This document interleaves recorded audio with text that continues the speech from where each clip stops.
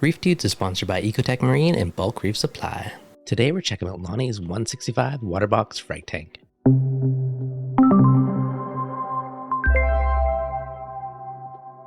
What's going on, guys? Devin from ReefDudes, and today we are in Edmonton checking out this beautiful reef tank. How are you doing today? I'm doing great. Excellent. So this is a really cool tank. I love the shallow look, and it's something I'm always obsessed with. And again, this is really cool. I haven't really seen anyone do up one of the shallow water box frag tanks. So how long's this tank been out? It was wet November 26th of 2023. So not even that long. No, actually, sorry, 2022. Now you got this thing packed full. Did you have a reef tanks before this one, or? I've had several reef tanks off and on since before compact fluorescent lights were out. So that's a long time ago. And the tank I had before this one was a little Red Sea tank, and it was full of acros, and it did really, really well. And this would actually be the biggest tank I've ever owned. Everything that I've had before has never been dimension-wise this big. They've always been smaller tanks. So how do you like having the extra length over the smaller ones? The extra length is great. I like it. The fish like it because they can get to swim, obviously. It's shallowness, I like it because it's nice and low because I'm short, so I can get in there and do what I need to do rather than stand on a ladder and get really wet. Yeah, that's true. Nice and easy to work on. Yeah. So lighting wise, looks like you got a nice row of XR15s and Orphec OR3 sky blue or blue sky, and the other one is blue plus. Definitely no shortage of lighting on this tank, eh? Definitely not. And those radions are cranked to 98% for most of the day. Have you ever par tested it? I have never par tested it. Well, everything looks happy, so it's well adapted to it. Yeah, that's for sure. That guy's super shaggy. Any favorite corals in the tank? My favorite, they range from day to day. Favorite of all favorite would probably have to be,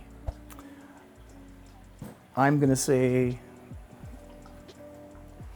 my Acrolandia. So Is that little guy right there? little guy right there, yeah. Nice. It has looks like it has some pretty sweet colors, very shaggy. Yes, plenty of flow. So you're more of an acro guy, obviously, as there's tons of them in here. Acro / Zoa guy. This little Zoa, well, it's not little anymore, was an experiment with probably about 7 or 8 different types of zoanthids.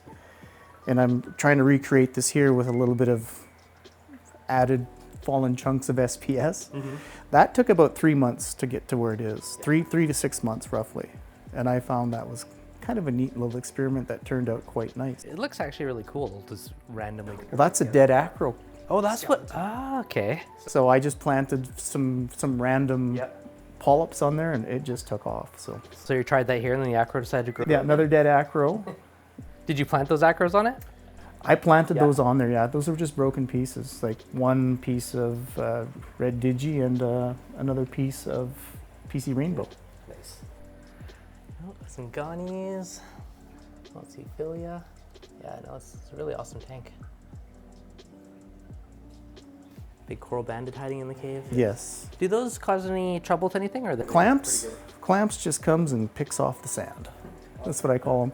There's another one in there too, but they fight. Do they? They fight. He's a yellow banded. He's a little smaller. He's always got no antennas 'cause he gets the crap kicked out of him. Oh, got a little nem hatting back here too. Yeah, and there should be I think there's a little, there is a little crab in there. You can find him. So flow wise, you got Neptune waves, you got some gyres, you got two Neros. It's a good special blend. Lots of flow. That's a good special blend of flow. It's just a lot of random and hard flow. I find that the torch, you can see he's not as, some guys like to see the long, tentacly wavies, but he stays, that's pretty much as far out as it'll come. That's a good thing for all the racos around him. Yeah, but everything is extremely happy. My Christmas tree Monty's losing the fight. Yeah. So it's always interesting to see which ones win when there's coral warfare. This is my experiment at grafting, which I don't know how well that's turning out. Yeah, they're kind of existing beside each other, but so far so good. yeah, I've never actually had. When I've tried it, I had the same thing where it's like either grows over time. Yeah, that's the thing. That's what I tried here, and you can see the piece in the center. Yep. It basically murdered it, so it's growing back over. Yeah, coral warfare, eh? It's a slow motion battle in there. Definitely. Yeah. That thing's a pretty bright pop of color. Cabbage coral. Those guys are. You have some really shaggy ones in here. I'm a sucker for all this. Oh, I know. So what I can do is I can turn the G6s or the G5s out. So it looks. I see all your dosing tubes hiding on the back. So it looks like you're dosing the tank. I'm dosing in the sump. That is, I've got magnesium and Red Sea colors coming out of there. What do you use for regular dosing? I'm just using Brightwell 2-part. It's obviously working very well. It's using a ton. Yeah. Yes, it's using a ton. But I make my own out of powder, so it's a little more economical. I can't see myself ever getting to the point where I'm going to be doing kalkwasser because, one, I'm not familiar, I've never done it, and two, the volume in here is not as great. Like I think we're under 200 gallons total volume. It's a nice size though. It's still easy to reach everything. You know, you get that length. There's also fish swimming room, so it's a really nice size tank. And do you skimmer, do you filter socks, anything like that? I have a Red Sea Reef Mat 1200 and a Simplicity, I believe it's a 340 DC skimmer, so it's over skimmed, but I have a heavy load of livestock. I also dose nitrate, Brightwell 5 times, because it uses nitrate like crazy. And I dose lanthanum into a single 0.1 micron sock when needed. Yeah. So you gotta boost the nitrates and lower the phosphates. Lower the phosphates. So phosphates generally run anywhere between